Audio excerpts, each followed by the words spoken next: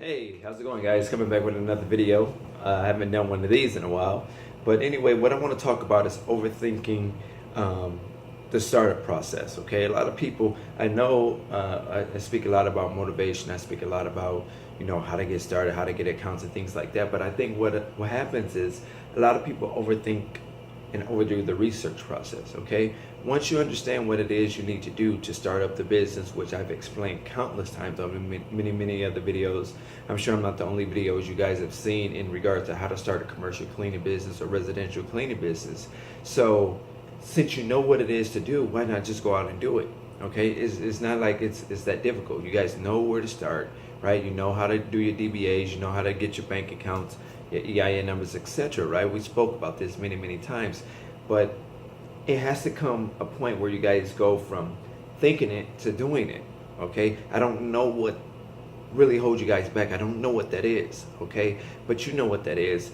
And ultimately, if you're going to be successful in any business, but specifically the commercial cleaning and residential sector, if you're going to be successful in this industry, you absolutely have to go ahead and get started. Okay, there's no other way outside of that. Okay, you have to get started. If you feel like you lack in certain areas, find somebody that may be a little bit more qualified in those areas. We all know somebody, right? You might have somebody within your circle right now that's very good at sales, that's very good at door to door, that's very good at picking up the phones. Ask them, man, if you can get them to align themselves with you and see the same vision. You wouldn't even have to pay them initially as long as they see the big picture. Okay, if they see the big picture, like let's say Jobs or Balmer and Gates, right? They had a like mind, right? They had a vision. So in the beginning, they didn't just have all this money to start with, right? But they had a vision, Balmer believed Gates, Gates believed Balmer. They felt like if they was able to work together, they'll be able to create this mega, company, which is what we now know as Microsoft, right?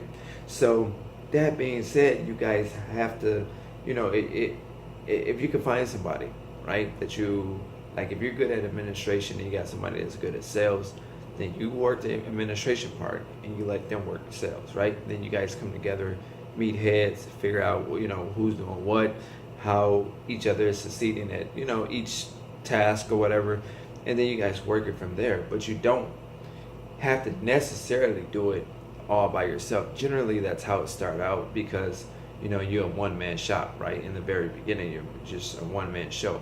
That's whether you're doing residential and that's whether you're doing commercial, okay? Like I say, I've done both, but I find it very easier for me in the very beginning to do commercial, okay? It's very easy for me just to walk in, present myself, sell whatever, my opportunity is to a commercial side opposed to the residential side, right? I'm dealing with the business opposed to dealing with a single individual or residential, okay? But I've done them both, okay? It's a lot of money to be made in both of them. You can make a great deal of money.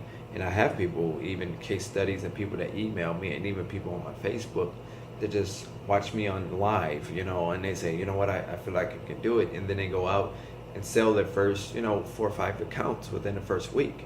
And if they can do it just based off of someone telling them something, someone giving them an idea on how to go and start, they didn't read a book. They solely just looked at the bigger picture based on what I was saying on live and went on and sold, not sold, but got themselves about at least 5 accounts, right? Closed in on 5 accounts.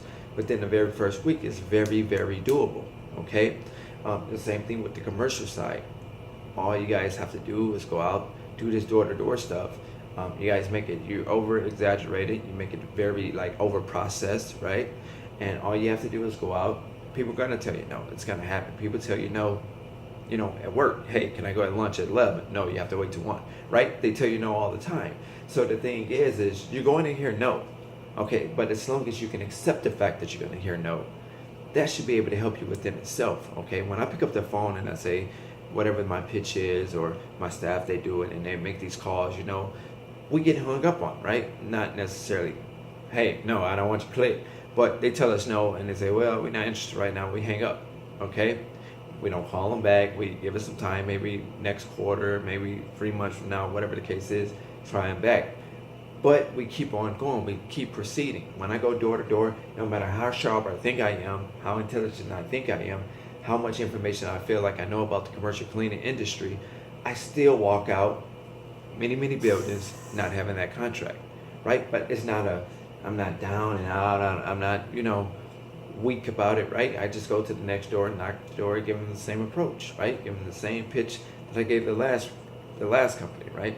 Because I know what I'm saying works, right? I believe in myself. I feel like I look great, and presentable at the time when I go in, right? So it's just a matter of conveying them that I'm better at taking out the trash than the next guy, right? That's all you're doing. You're trying to convince them that, hey, hire us. We can take out the trash. We can do way better than the next guy, okay? And then you give presentable numbers, right? The number thing, sometimes you take low numbers, right, just to get accounts. We all have, right? We all have. Franchise do it all the time. They undercut you and take the bottom of the low. Sometimes franchises go so low. You can't go lower than them, right? You absolutely can drown yourself out.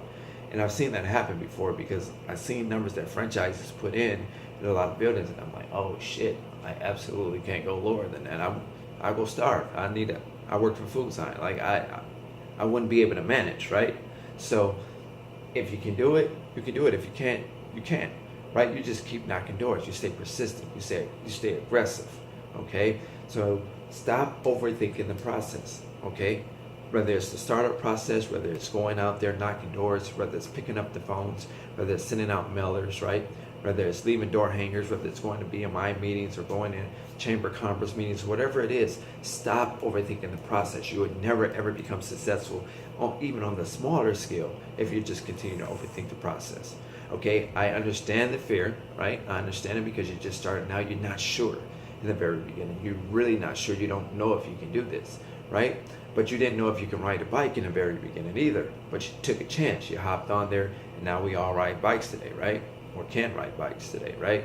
So same thing with driving, right? You were scared when you first started driving, I'm sure. The car's getting too close. You're taking driver's training, taking driver's classes, whatever, right? You were scared. But now we all drive today, right? So now you feel like, okay, I know how to drive. I don't need a trainer anymore, right? But you took a chance. You believe in yourself, right? That's the way the business opportunity world or business as a whole work. No matter what type of company you're trying to build, whether it's some type of conglomerate that you're trying to just overdo everything, or whether it's just a small mom and pop store, right? You took a chance, right? You invest your money, you got the right permits and the things that you needed, right? You got the right licensing, the right zoning codes and all of this, right? So you did all of that, you're operable, you started up, now you just need to bring customers in the door, right? And that's the same thing whether you're working from home, whether you have a brick and mortar, it's the same approach, you guys. So stop overthinking the process, okay? Just get up, get started, and start just proceed, take action. One step at a time. You're gonna have some wins, you're gonna have some losses, right? You're gonna have some wins, you're gonna have some losses. But like I said, we only get 24 hours in a day. We only get 24 hours in a day. But it's what we do with the 24 hours that dictate if we become successful, okay? I know if I could talk on live for 30 minutes, 40 minutes on live, and I have people that just dream to do, residential cleaning. Like this one young lady just dreamed to do residential cleaning, and bam, I said a few things, and she said, okay, I do this. I said, yep, you do that. She started her company, right? And within the first week, she already was in 5 accounts, right? The first week. But she took a chance. I didn't tell her what areas she should go in and what areas she shouldn't go in. All I told her was how to set the business up. She had a dream that this is what she wanted to do. She liked cleaning. She cleaned her own home. She felt like that's her specialty. I gave her a few marketing pointers, right? How to talk to the client, how to present herself, right? Different little things that I thought will help her. She closed 5 accounts within every first week. Never seen me on YouTube, just heard me on live, right? I don't know her personally. I just did a live video. She was taking notes, right? Asked me questions while I'm on live. I talked back to her, right? She took off, okay? And that's just with the residential side of things, okay? So if she can do it, just listening, no books, no courses, know this, know that, right? Just taking action. Then why can't you? A lot of you guys listen to me year after year. You see my videos. I have hundreds of videos here on YouTube, right? And you guys watch them, replay them, recap, take notes, do all of that, but you don't do anything with the information. So if you're not going to do anything with the information that you have here, you're not willing to be successful. Just point blank clear. I mean, this is not like a corporate thing. You're not trying to start a Microsoft, right? This is not a tech company. It's not a lot of intricate different things that you have to.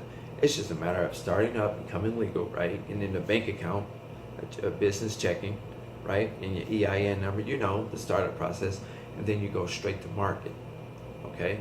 Go straight to market, because the next thing is, once you're set up, is you have to bring in clients, right? You have to bring in clients. So either you're gonna hit the phones, do some mailers, do some social media, do some PR, door to door, or whatever, a combination of them all, right? Listen, the only person that could ever stop you, and I absolutely mean this, the only person that could ever stop you from starting up your own dreams and making it to the top is you. Take care.